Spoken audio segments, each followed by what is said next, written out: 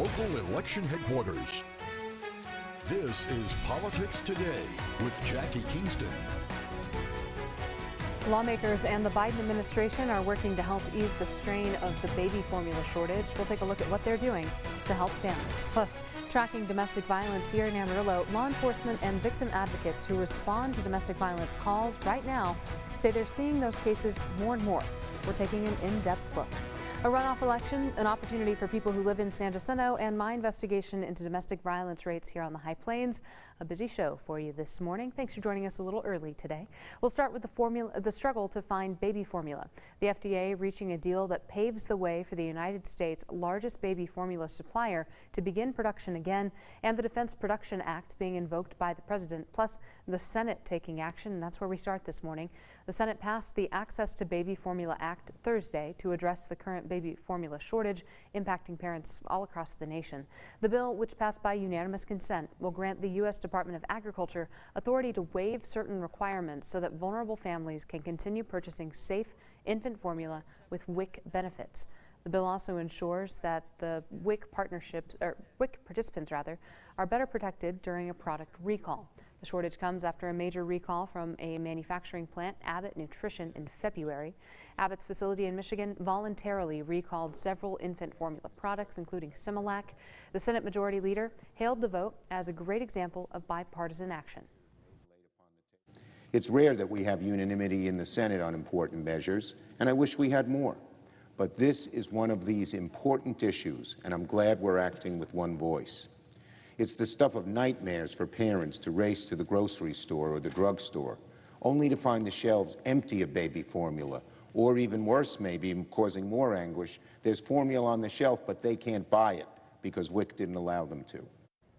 The Special Supplemental Nutrition Program for Women, Infants, and Children, WIC, makes sure that the health and well-being of low-income women, infants, and children up to age 5 who are at an increased nutritional risk. About half of infant formula sold nationwide is purchased with WIC benefits.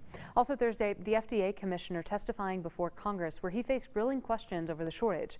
The commissioner telling lawmakers families should see things getting better in just the next matter of days, thanks to new steps announced by the administration on Wednesday.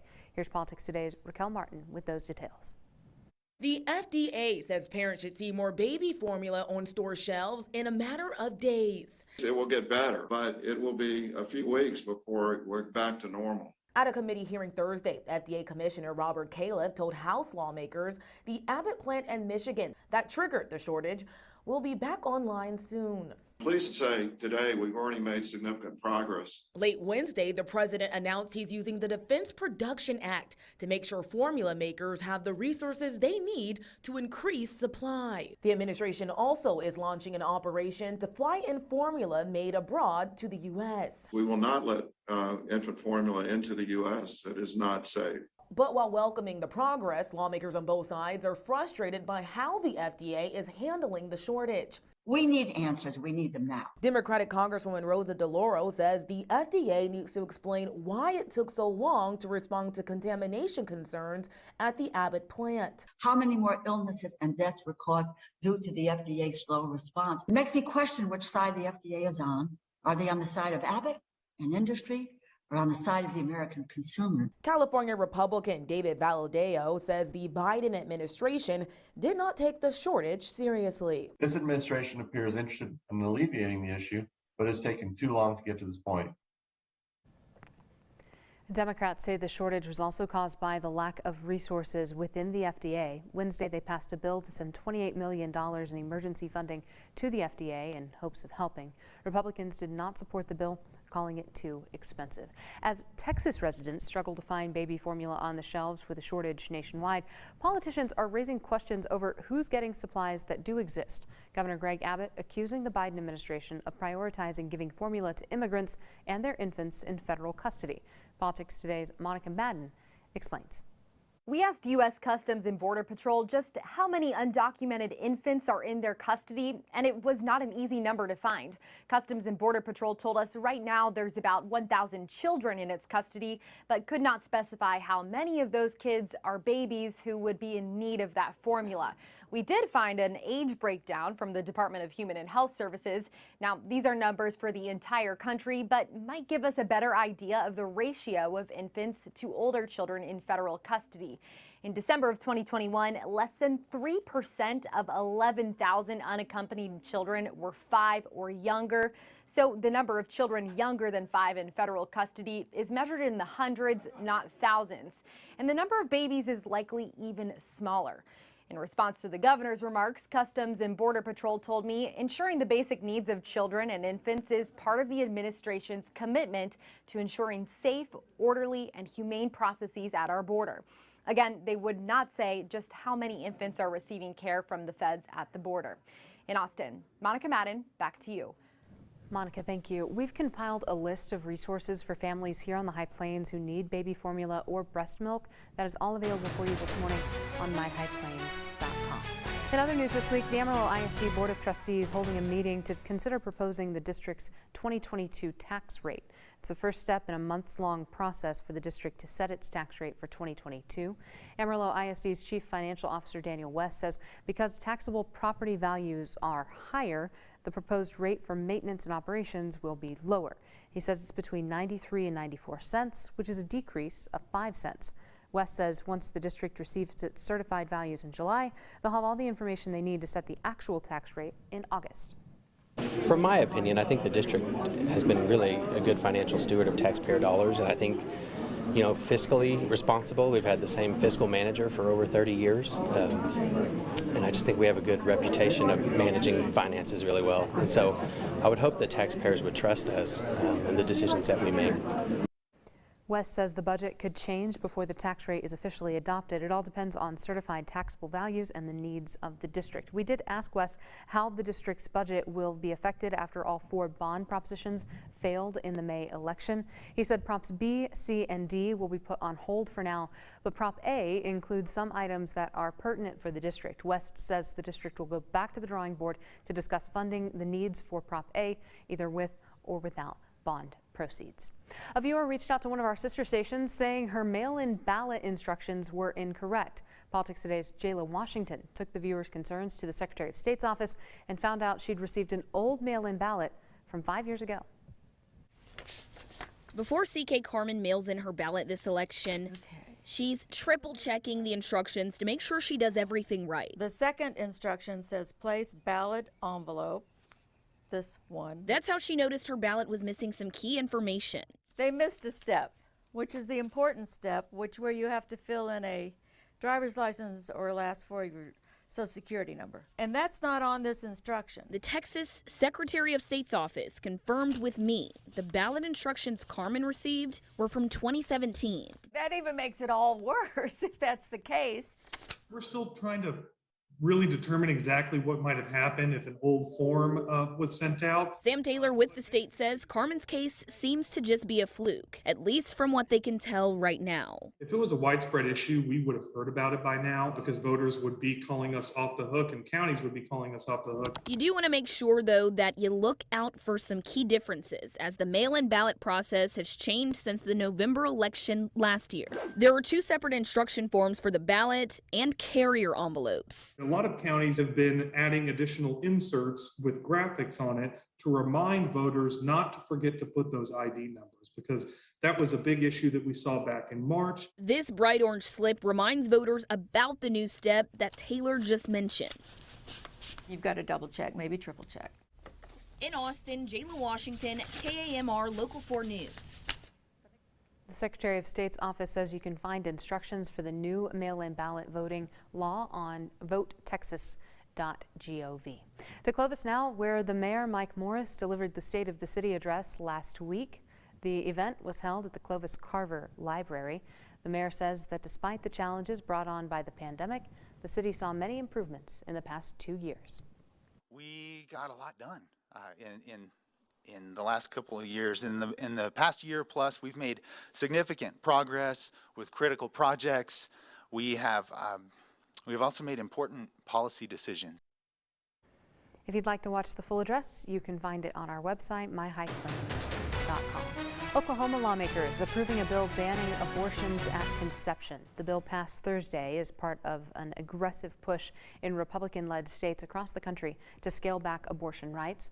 The bill would prohibit all abortions except to save the life of a pregnant woman or if the pregnancy is the result of rape or incest that has been reported to law enforcement. 2 of Oklahoma's 4 abortion clinics have already stopped providing abortions after the governor signed a 6-week ban earlier this month. And an attorney for the other 2 independent clinics said Thursday they will no longer offer services once the bill is signed. It now heads to Republican Governor Kevin Stitt, who is expected to sign it. The San Jacinto neighborhood could see a cost-sharing measure to help repair their sidewalks. Coming up this morning here on Politics Today, how the city could be helping low-income homes in that area. I'm Jackie Kingston. You're watching Politics Today from your local election headquarters. The Amarillo City Council is looking to adopt a new cost-share program to help repair sidewalks in San Jacinto. Politics Today's Kaylee Green has more on the plan to relieve the burden on low-income households. Property owners in Amarillo are responsible for maintenance and repair of damaged sidewalks. And with so many in poor shape, the San Jacinto Neighborhood Association has allocated $200,000 for the program. They want to try to help owner-occupied households in San Jacinto first, and they're actually going to offer through this initial round covering 100% of the cost for very low-income households. Emily Kohler, the city's assistant director of planning, says for those who don't want to prove income, they can apply for the 50% cost share. Then they will consider tenant-occupied properties, but they want to limit it to property owners that own no more than 3 in the neighborhood. For those who owe some portion of their sidewalk repair costs, Kohler says they would have 12 or 18 months to make payments back to the city with no interest. And if an unpaid balance exists at the end of the payment period, late fees would be assessed, and the agreements are secured by a lien and released upon final payment. Catherine Traves, the president of the San Jacinto Neighborhood Association, says they've already had nearly a dozen applicants for the program. As residents pay to get their sidewalks repaired, that money will go back into the neighborhood for other projects. Kohler says the city's capital projects and development engineering department will oversee a contract to complete the work. I have sidewalks that are so badly in need of repair, it's ridiculous. For someone who's poor like me, it means a lot to have some assistance in getting that done. The council approving the first reading last Tuesday by a 5-0 vote. We'll keep you apprised as that moves forward. Law enforcement and victim advocates say domestic violence cases are increasing here on the High Plains. Coming up, how a new tool could help better track those cases here in our area.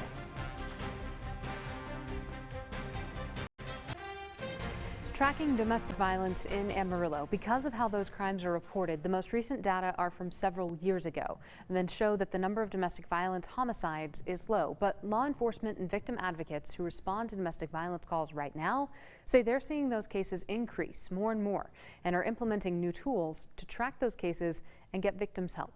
We're dedicating 2 stories to this issue here on Politics Today. Here now in part 1, we're taking a closer look at the current state of domestic violence in Amarillo. In Texas, 228 people were killed by their intimate partner in 2020. That's according to the Texas Council on Family Violence. In Amarillo, the number of domestic violence incidents that end in homicide fluctuates. A lot of our homicides here in Amarillo are domestic violence related. Amarillo has kind of had an ebb and flow with domestic violence. Probably 6-7 years ago, we were leading the state in domestic violence homicides. And then we started to take some action as a community, and we saw that decrease. But we have seen the lethality starting to kind of creep up again. On April 1st, law enforcement agencies adopted a new lethality assessment tool, which will connect high-risk victims with family support services advocates within minutes. They have the victim answer questions, and then it determines whether that victim is in immediate danger of further violence. And if so, then they make sure that victim knows here are all the resources out there, like a shelter, counseling, all the different agencies in our community, all of this for you so that you can prevent so we can all do our best to keep you from being abused again. Advocacy Director Michelle Shields says this hands-on engagement with victims has proven to save lives. We know that the greatest protective factor is a survivor having access to services immediately. And so that officer explaining to them that they need to be getting safety and services is another way of linking them to us. And there's a trusting communication that's happening that's telling them that law enforcement believes we're going to be able to help them. Shields says this tool may help identify other illegal behaviors as well. Stalking, I think even in victim services, may have always been like on the backseat burner to the person who's getting physical violence, experiencing physical violence. But I think this information that we've received, and I think the screening tool that we have available validates it in a really different way. Shields hopes that new lethality assessment will work to give law enforcement and prosecutors more information about the domestic violence calls that they receive so that stalking can be prosecuted more often.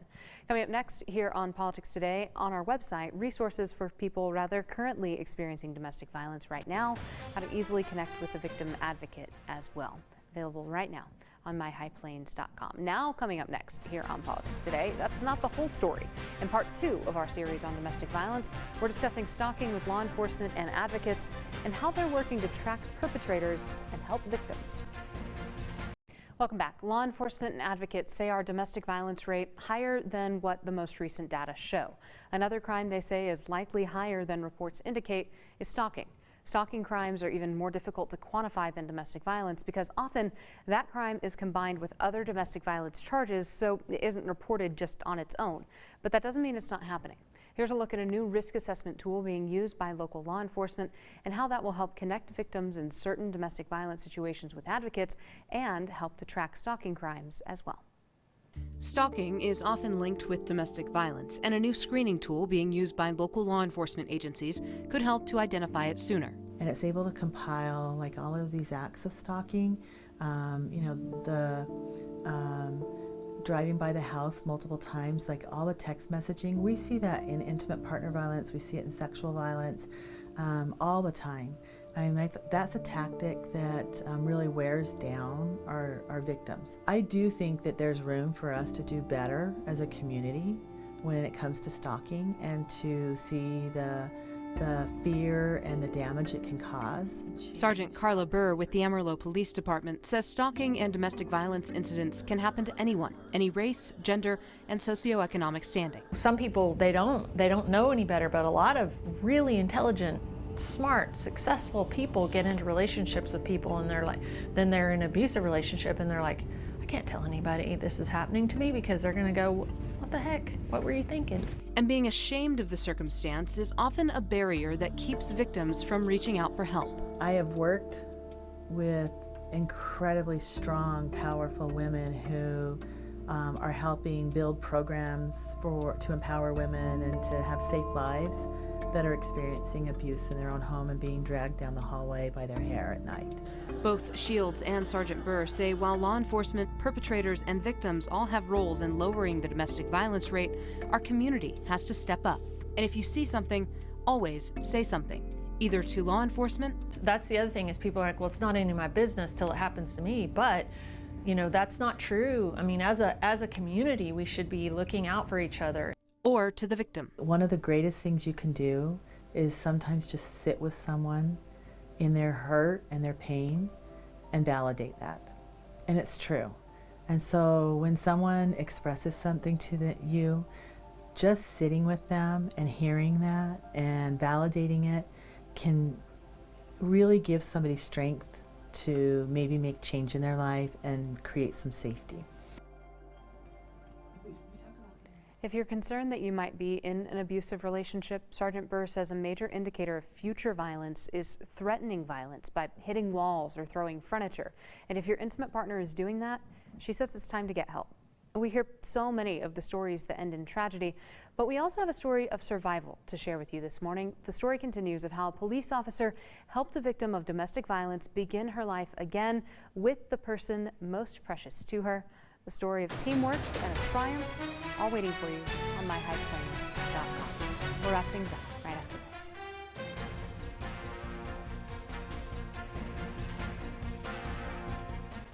going to do it for us this week here on Politics Today. Don't forget that you can find us on social media. I'm on Facebook and on Twitter as well. Value your feedback there. Jackie Kingston plus the #1. Hey, stay up with all the latest political news with us throughout the week on myhighplains.com. Continuing coverage of all the stories that we covered today, those domestic violence exclusives. And don't forget that we have a runoff election happening on Tuesday, the 24th. So go out and vote if you are in Potter and Randall County. Both of those have runoff elections. We'll bring you the results this week.